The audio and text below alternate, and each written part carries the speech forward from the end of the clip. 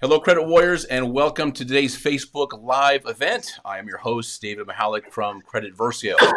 So today we're going to be talking about the consumer protection laws that allow us to dispute accounts on our credit report. So at the center of everyone's credit repair journey are these laws that make everything possible. So if you want to talk about the law, the best person to talk to, of course, is an attorney. So joining us today is an attorney who specializes in the Fair Credit Reporting Act and the Fair Debt Collection Practices Act. So these are the consumer protection laws that dictate how creditors and credit bureaus present information on our credit report and what kind of rights you have if they don't obey the law. So to give us a deeper understanding of the law and to answer your questions live from the Price Law Group, let's welcome Stuart Price. There he is. Hi, good afternoon. Hi, David. Right, welcome. Excellent. Okay, so we are live in the Credit Warriors group, and welcome everybody. So Stuart, last week we did this on the Facebook page for Credit Versio, and people loved it. In fact, I had people direct message me saying, "Oh my gosh, I wish I was there. I have a whole bunch of questions." So I let them know that at some point we'll have to do this all over again. All right, so here we go. Let's get started. Before we get into the questions,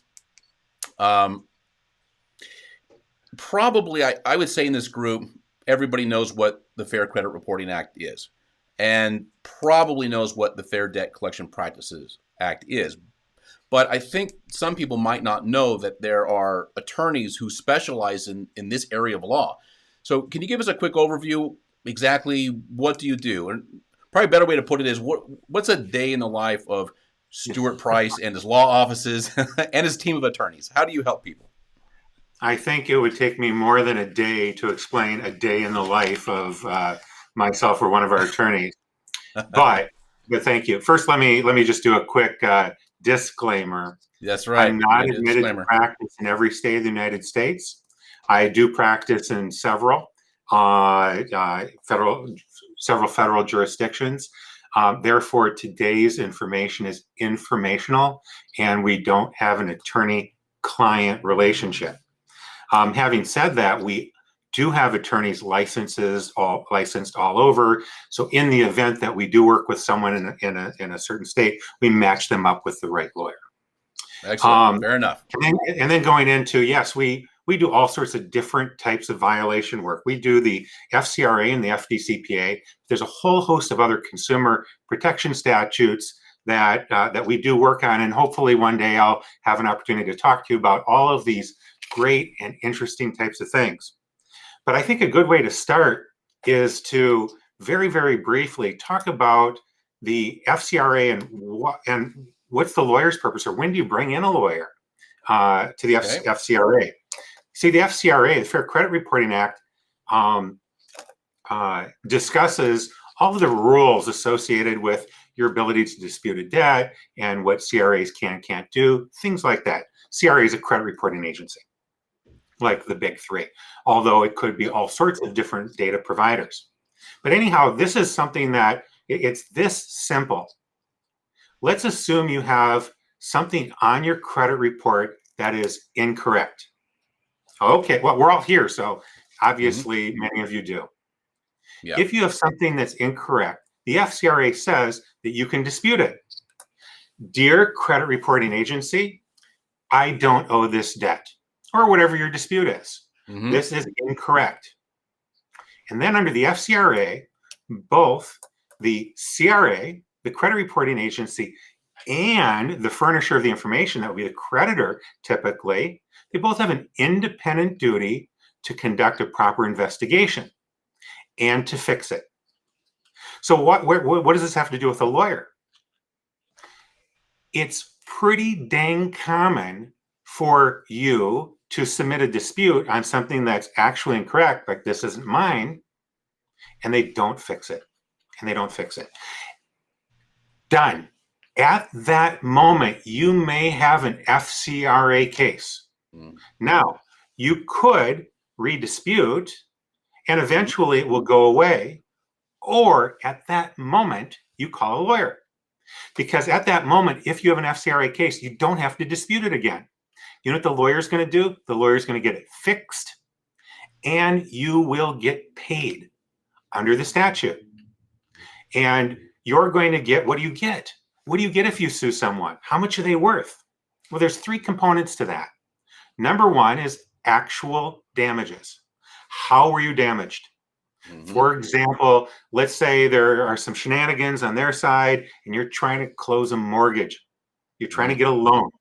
And in the last minute, that dumb collection agency pops up out of nowhere and you got to deal with it. Now your loan is an eighth higher or a quarter higher. That translates to thousands and thousands of dollars over the life of the loan. What's that worth? Well, thousands and thousands of dollars. Sure. Or what if you can't get, you're trying to rent an apartment and they say no because your credit, and it's because of something that's on there that's incorrect that you disputed and they didn't fix. What's that worth? These have got to be worth something. So you get actual damages. Three things. Number two, if there aren't any actual damages, let me give you an example. You just filed for bankruptcy, you got your discharge. Okay. And something's reporting incorrectly right after that, and you dispute it and they don't fix it. Well, your credit hasn't really repaired itself yet, one day after bankruptcy. So you don't have a lot of actual damages, but you still get statutory damages. You're still going to get, say up to $2,000, depending on a variety of factors. You still get paid. And then the third component is attorney's fees. So if you work with a firm like ours, we will never ask you for any money ever for this type of violation work. That means if they didn't fix it, we're going to go do what we need to do and not ask you for any money because we know we're going to get paid by the defendant. So it makes it pretty easy. So just think about it this way. You send in one dispute on something that's actually wrong. And if they don't fix it, you just may have yourself an FCRA case right at that moment. No need to hit your head against the wall too many months. This is just one of your solutions. Remember, you're trying to figure out, how do I fix my credit? How do I get things accurate and exactly how they're supposed to be? And in your arsenal, in your toolkit, you also have the lawyer. Excellent. One dispute, they don't fix it, and it's not. So we got about 20-something people watching. If you guys could, if somebody could start introducing yourself, let us know where you're from. We want to make sure that we can see you, so that when comments come in, we'll be able to address them. Okay. Now, Stuart, in the upper right-hand corner of your screen, you should see that little red box. Okay, great. So when we start seeing some comments coming through, real quick question. Hold on one second. Be right back.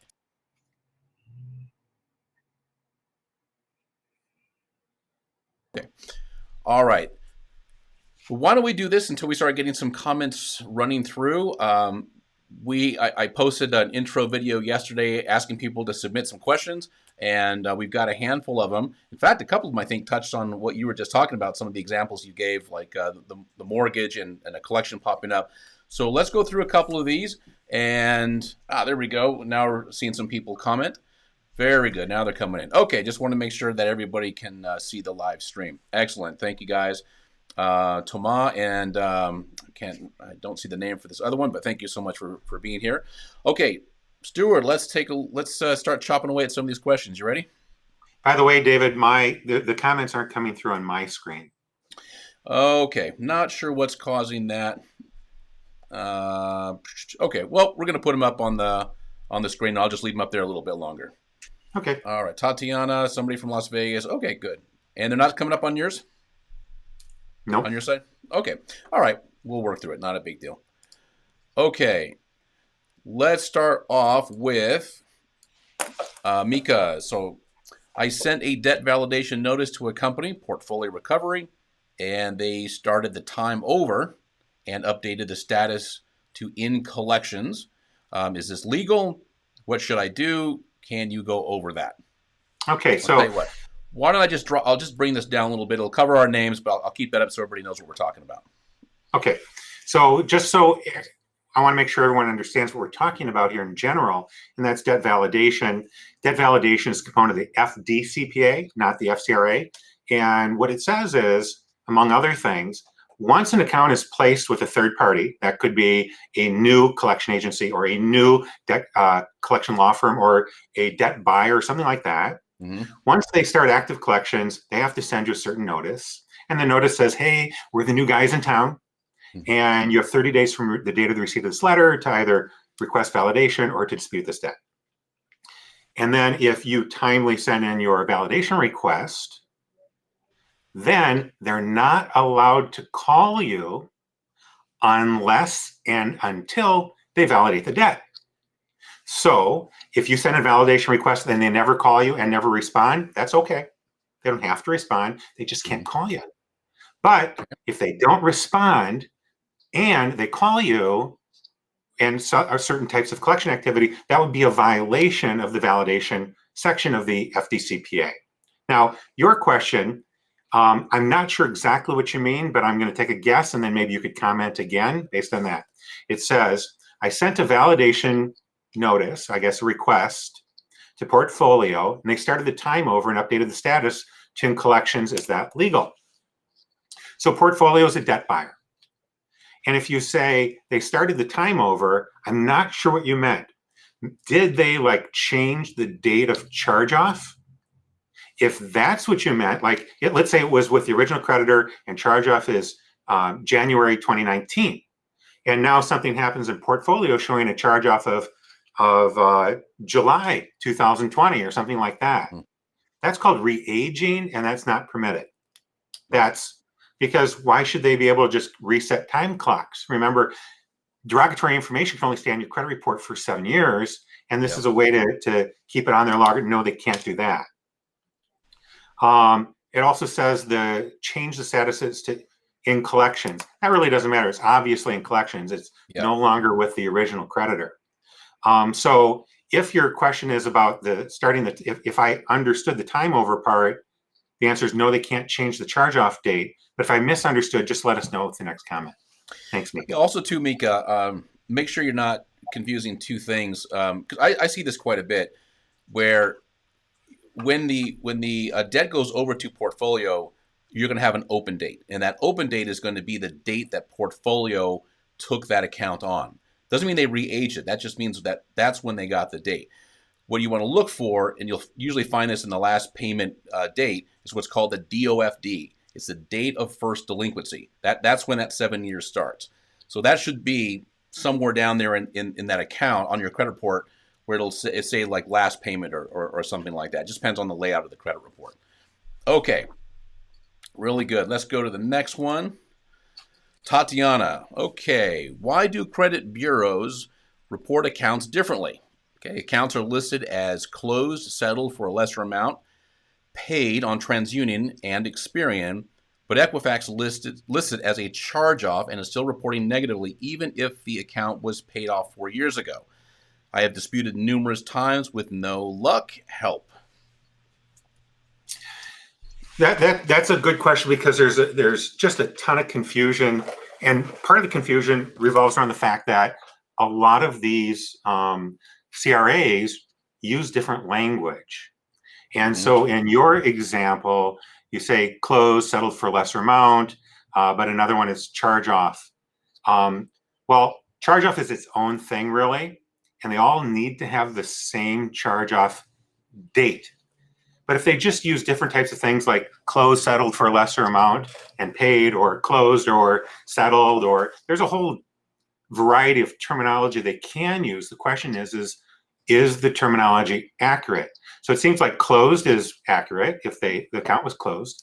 Paid, if you've paid it, that's accurate. Settled for a lesser amount, charge off, things like that. So long as they're accurate, there's nothing that needs to be done. Now, you also mentioned that they're still reporting negatively, even though the account was paid off 4 years ago. And I just want everyone to remember that for FCRA purposes, for displaying negative information on your credit report, it's 7 years.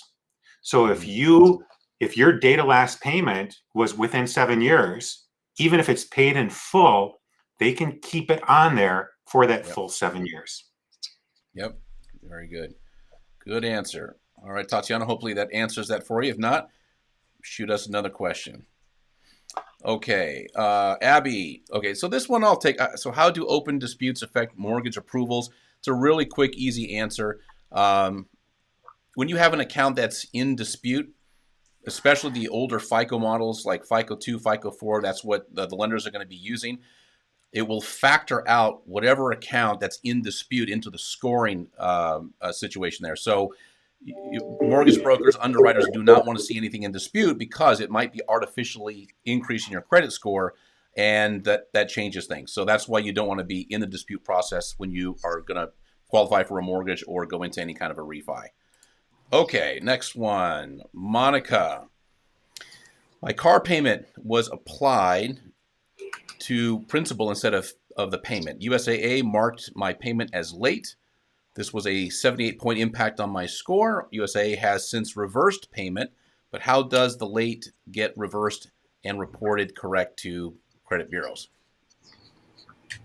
So very simply, if it's being reported incorrectly, for example, if there was never a late payment made and you can prove that, then that's incorrect.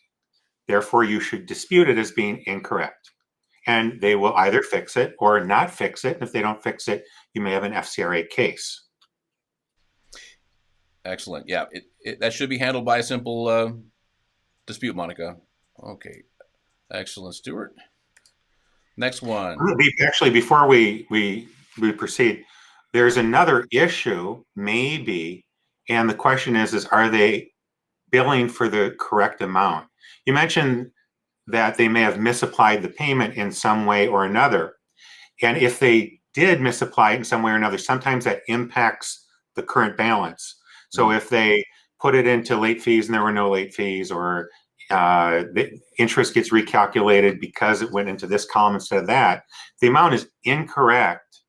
Under the FDCPA, Fair Debt Collection Practices Act, they're not allowed to ask you for the wrong amount, and you might have an FDCPA claim. Now, having said that, in this particular case, who knows if you'd ever know. If they misapplied it, but they still applied the full amount to the full loan, then maybe the amount is correct. But something Excellent. to look at. Very good. Good insight. Okay, Sarah, again, how to get a closed account removed from your report? That's kind of a hard question to answer without knowing exactly what you're referring to. If it's something that you think might be reporting, and correct me if I'm wrong, Stuart, but the language of the law, I believe, under the FCRA is erroneous, outdated, incomplete, or what's the other one? Unverifiable. So if you think the account falls under that category or any of those categories, you can send a dispute and keep your fingers crossed. If it is inaccurate, then it'll get deleted. Okay, next one. Kamisha, a creditor closed charge off an account in 2017, and it's past my state statute of limitations to sue, which is 3 years. Okay, big points for knowing what your statute of limitations is in your own state. Good job looking that one up. How can I get it removed from my credit report? They never wrote off the account nor issued a 1099-C on the debt, and it's currently reporting as past due with a balance. And just real quick, for those that aren't familiar with the 1099-C, when you have a creditor who charges off debt, meaning they've given up, they've thrown up their hands, they don't think they're going to get it from you, they'll send you a 1099-C, which is debt relief and can be considered income. So you'll end up paying taxes on that 1099-C. Okay. Stuart, you want to jump into that one? Yeah, so this is an incredibly, incredibly common question. And I'm going to shorten it just a little bit. Account is past the statute of limitations. How can I remove it from my report? And if I just look at that, the answer is the statute of limitations to be sued is unrelated to how long they can report derogatory information. Right. They can report derogatory information for 7 years, sometimes 10, having to do with certain bankruptcy things, but generally 7 years.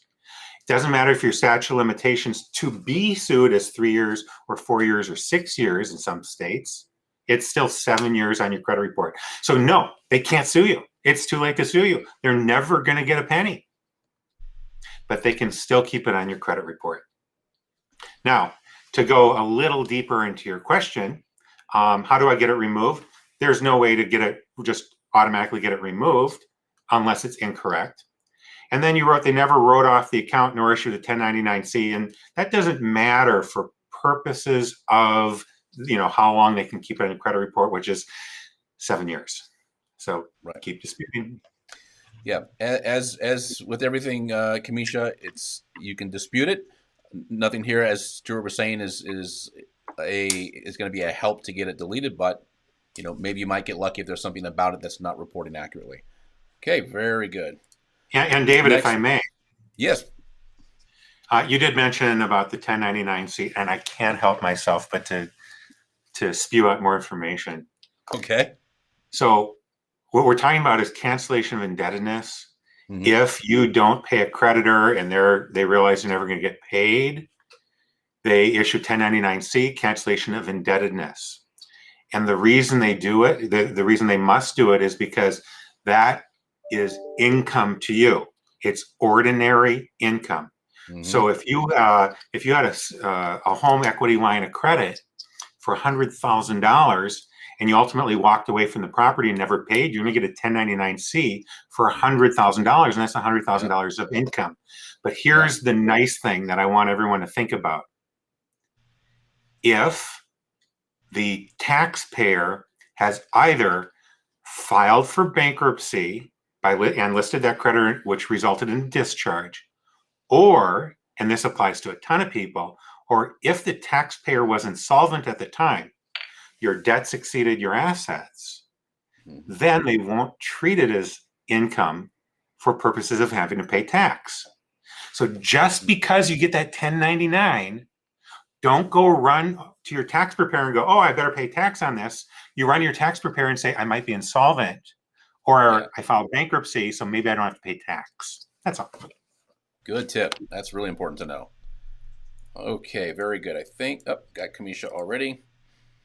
Sunshine. You know what, Sunshine, I read this earlier.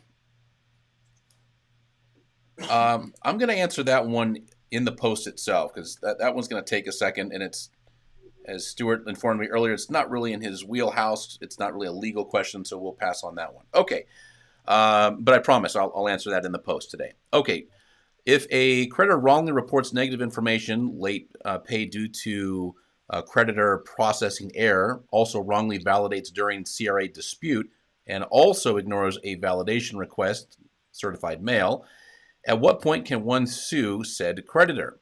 What is the best course of action? Note, CFPB states this is not a creditor they can assist with. Oh, Navian. So we're talking about a federal student loan. So there's a lot to unpack here. And let's start with validation. If you're doing an FDCPA style validation request, which is a request to the collector, not to the original creditor, not to the CRA, but to the collector. And so you send a validation request by certified mail and you never hear from them. Like I said before, the only time that you might have a cause of action is if they don't reply and keep calling you. If they reply, they can call you. And if they don't reply, they can't. And that's all. So you don't have a cause of action for failure to respond. You have a cause of action for failure to respond plus calling you. So then going backwards a little bit, it said also wrongly validates during a CRA dispute. So I'm not sure what that means, because if it's a CRA dispute, that's something that goes to the CRA, and creditors don't have a validation obligation as a result of a dispute to the CRA. At least the validation is as we know about from the FDCPA. Okay. But if you're saying that they didn't investigate it, I'm not sure what you're saying. They didn't investigate, it's wrong. You have an FCRA claim, period, end of story. And then going backwards just a little more, it says they wrongly report negative information, late pay due to creditor processing error. I admit I don't know what that means, late pay due to creditor processing error. But if it's wrong, it's wrong. Yeah. If it's wrong, it's wrong. If you disputed it and they don't fix it, you may have an FCRA claim. period. And then finally, we mentioned we're talking about Navient, and David, I'm going to let you know that most of Navient loans, or many Navient loans, are private student loans. And typically when people have questions about their displeasure with their Navient student loan, it's usually in the private section, the private student loan section, not the federal student loan section, more often than not. So, but Navient, who used to be Sallie Mae, they have both private and federal student loans. And we have just tons of cases against Navient. And another one in the student loan category where there's so many cases we don't know what to do is National Collegiate Student Loan. And a lot of you may have had those loans. Typically what happens in that is you get a loan from a bank. It's usually Chase, not always Chase, and it's immediately resold. And then that buyer, NCLC, or National Collegiate Student Loan, they are the owner of the debt. Now, if they bought it in the beginning of the loan before you were ever behind, which is the way it usually is, then they're not a debt collector for FDCPA purposes. I might be a little beyond the question now here, but if they buy it when it's in default, then they are a debt collector for FDCPA purposes. But anyway, if you have specialized questions about student loan stuff, we could have another session on that, or you can email me and we can talk about it. Yeah, we'll put up your email here in a minute. Okay, very good. Let's move on to the next one. And Cheryl just hit us up in the comments here. What is a TransUnion? Why TransUnion does not provide proof of investigation after the verification letters? Is that legal? You know, they have to provide you something. I'm not sure exactly what the question is. It's related to bankruptcy. Are you disputing something that was in bankruptcy that you disagree with?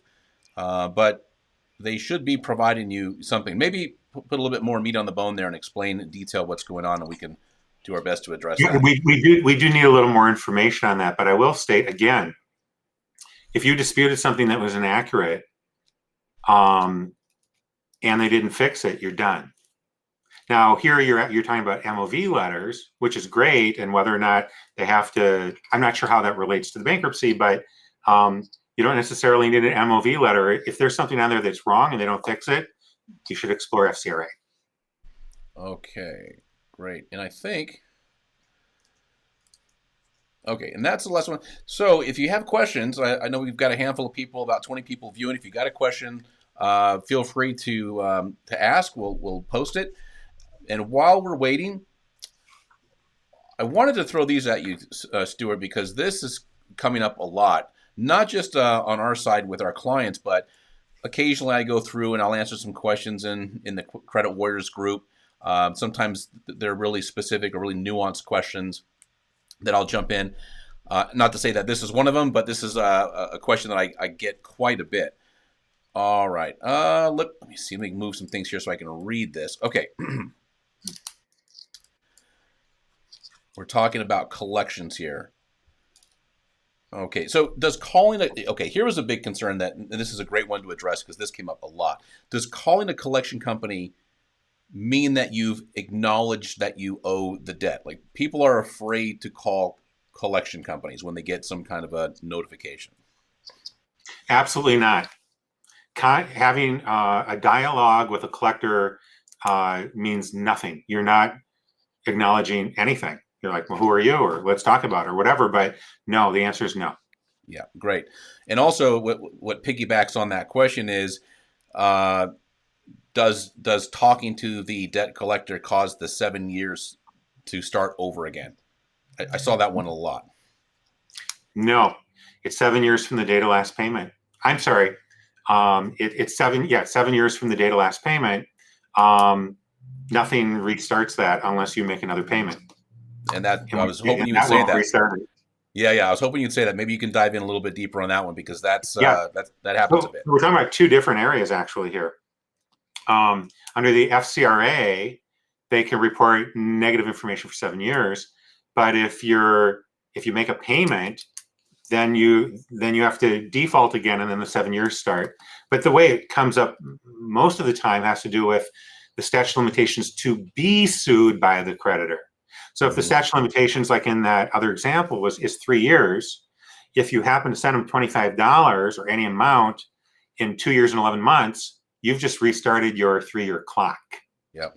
Be careful about making these modest payments. And some collectors, they're well aware of it. And they might say something to you when they're pushing the statute of limitations, when they're getting close. They're like, listen, how about we do this? I know you're having a hard time. It's Corona. You lost your job or whatever. But my boss says that if you just give me $25, we will, and I'll put it in writing, we will leave you alone for 6 months. Well, it's not about leaving you alone for 6 months, which they will probably do. It's about restarting the clock. So if they can get $25 or $5 out of you, they've restarted the clock. So be careful. Yep. Okay. And let's see. Okay, we covered that question. So we got a really good question right up your alley, Stuart. Let me put this one on the screen. Okay. I'm sure you can't take many smaller but valid violations. I'm not sure exactly if they're making an assumption. Can consumers sue on their own, such as in small claims court? So this is great. Can you sue alone, such as in small claims court? Answer, yes, you can. If you get charged for murder, can you represent yourself in court? Yes, you can. Now, it says, you were mentioning, hey, you might have a bunch of these small cases. How can lawyers get involved? Lawyers get involved because most consumer protection statutes have what are called fee shifting provisions. Remember when I was talking about the FCRA earlier? I said you're entitled to 3 things: actual damages, statutory damages, and attorney's fees. That means we take small cases. Lawyers like me take small cases all the time, because if it's a real case and we vet it as a real case, we know we're going to get paid. So you could go on your own to small claims court, or you don't have to waste your time. A lawyer can do everything and never ask you for a penny. So most people would probably want someone who do it for a living rather than going to small claims court. But yes, you can. Yeah. Excellent. Okay. And let me see. I think I've got a final question here. We're coming up on about 35 minutes, so we're coming up on time here. Let's see. Well, we got a question that came in. Let me just put it up on the screen and let's see if we can work this one. It's almost like we got Sam here back. Remember Sam? Oh, that wasn't you, Stuart. We had a guy named Sam who would write 3 or 4 paragraphs. Okay. He got on the right side of it, but okay. So I'm in the process of being approved for a home loan. Oh, let me do that one more time. They are asking for an explanation for a late car payment from 2015. The account has been paid off and is now closed. I don't remember back that far. How should I answer that question? I know this isn't the topic, but I was wondering if you could help. That's a long way back for somebody wanting to have an answer as to why you didn't pay something in 2015. Unless you've got something to throw in on that one, Stuart, just as a guy that used to do a lot of real estate, little bit residential, but mostly commercial, usually a good mortgage broker who knows the lender is going to give you some tips on that one, because they probably get it every now and then, and they'll probably have something in their back pocket to, they might have a cheat sheet. I'll just leave it at that. Okay. Fee shifting. Awesome. Love it. Okay. Last question here, unless somebody comes up with another question. And so this is going to be on the FCRA side. And so is asking, as far as the dispute process goes, a lot of people are under the impression that they should ask for the original signed agreement or contract in their dispute, and believe that if the creditor cannot provide that, then the account that they're disputing should be deleted. Can you go into that? I can, and with some reservations, because a lot of people get a lot of information about what is available to them, what the remedies are. But the bad news is, if you demand a copy of the original contract, That doesn't mean anything, and they don't have to give it to you. They can still attempt to collect by calling you or sending you letters. They can still report it, etc. There is a time when you can ask for things like that, and that's when they sue you. If they sue you, they have to prove their case. That's the one time they have to prove their case. And if they can't prove it by providing appropriate evidence, like a contract, well, then that's at their peril. But if we're not at the lawsuit phase, they absolutely can report without being responsive to your request. They can collect without being responsive to your request. Now, if you dispute it and you can prove that it's being reported inaccurately, then you have an FCRA claim. But absent that, their failure to give you the original contract does not stop them from collections or reporting. Sorry. Yeah. That doesn't mean you shouldn't ask. You should still ask. Absolutely ask. Because if they're reporting incorrectly, that could theoretically be evidence. You know, hey, I asked through the dispute process, I asked the creditor directly because I don't know what this account is. I don't know who you are. I don't know what's going on. If that's the case. And they wouldn't give me anything. You know, that's, you know, important. So ask, but it's not going to lead to lawsuits. Excellent. Okay. And unless let me scroll through here real quick, make sure I didn't miss anybody. Okay. Got one about HIPAA that just popped up. I'm not really see here. All right. What about medical bills? Does HIPAA affect this at all? Can you dispute for this reason? So I'm not sure exactly what it means. Can you dispute because someone showed a medical debt on your credit report? And the answer is I don't know, but I don't think that would be a valid dispute. If they provided information about what's in your medical file, that's a HIPAA violation. Now, HIPAA violations are important, but you do not have an independent cause of action if there is a HIPAA violation. What does that mean? It means, let's say someone violated your HIPAA rights, you can't sue them for it. You have a private cause of action.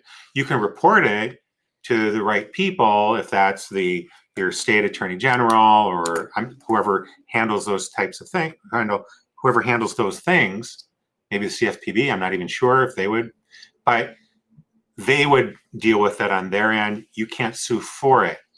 I do believe that sometimes it's a good idea to, if you get sued and there's HIPAA violation, to make that part of your case as part of your defense so that you can have a better settlement. I believe we've done that before. But no, there's no, just reporting a debt in collections and the creditor happens to be a medical care provider does not lead to a HIPAA violation. Okay.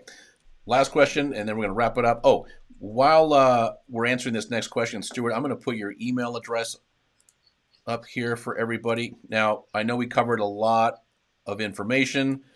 Stuart did a really deep dive, probably a lot more than you expected he was going to do for the subject matter. So if you have any questions, if you got an interesting situation going on with your credit report, you've disputed it, you're not having any success with it, Stuart, doesn't cost anything to call your team? Nothing. Just send the email over. We'll get the right lawyer to call you. And there's never a charge for consultation ever. Awesome. Okay. Last question here. Well, I wish I could see people's names. I'm not sure why it's not doing that, but we'll just move forward. Okay. What documents are valid for validation verification? If your question is what do they have to provide to you under the code? They have to provide to you a copy of the judgment if there's a judgment. If there's no judgment, they have to tell you the name of the original creditor and give you some documentation evidencing the debt. This is a federal statute, but courts around the country might interpret that a little bit differently. But generally, if they give you a couple of statements and that's it, even though your request might have asked for 1,000 things, usually a couple statements does the trick. They don't have to prove the debt. They have to show evidence of the debt. Now, a lot of people think, oh, I asked for this and this and this and this and this and this and this. The courts don't care. The courts read the statute, just says evidence of the debt. It doesn't say you have to respond to every item that was requested. Excellent. All right, very good. Stuart, thanks again. Great Facebook Live. Really appreciate you coming on. David. And thanks to the Credit Warrior group. I appreciate it. And if you have any questions, I know most of the people that are going to watch this video are going to watch it after it's aired live. So if you have any questions, feel free to drop them below. I check on them frequently, and if it's a question that requires Stuart getting involved, I'll reach out to Stuart or one of his partners over there to see if I can get an answer. And thank you so much, everybody, for joining us today. And we'll look forward to doing a Facebook Live again in the future with my next guest, and I'll let you know who that is very soon. Thank you very much. Stuart, thanks again. Thank you.